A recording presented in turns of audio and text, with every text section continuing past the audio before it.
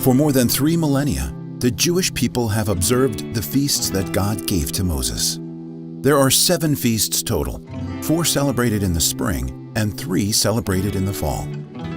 The feasts are often described as holy convocations, but the Hebrew word mikra is better translated as rehearsal.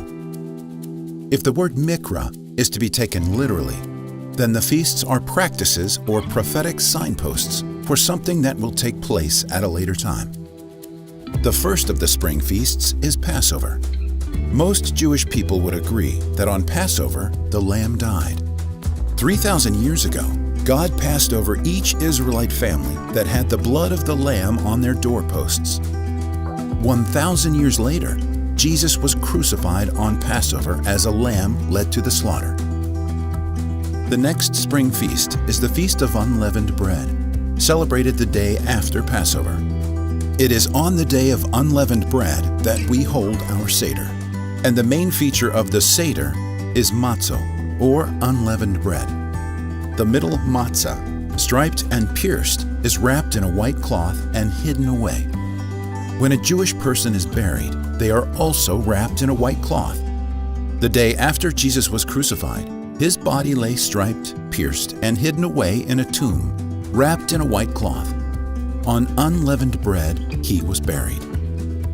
The third spring feast is the Feast of First Fruits, or Yom HaBikurim, and it is celebrated on the Sunday after Passover, the first day of the week.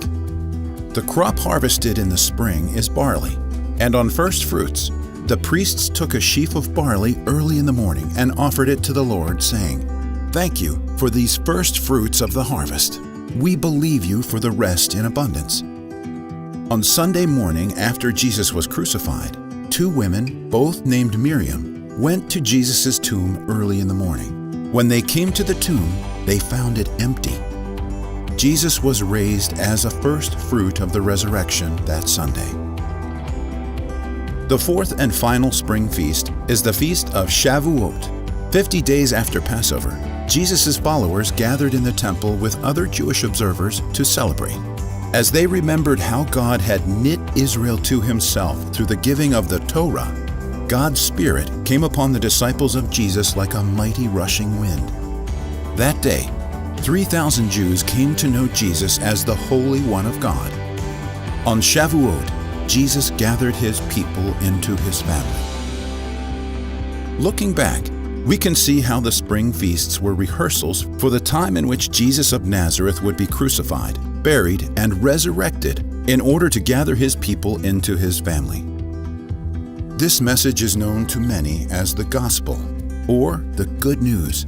Once believed, this good news serves as the anchor of our hope that Jesus will come again to fulfill the fall feasts, so that whoever repents will have atonement and live with the Lord forever.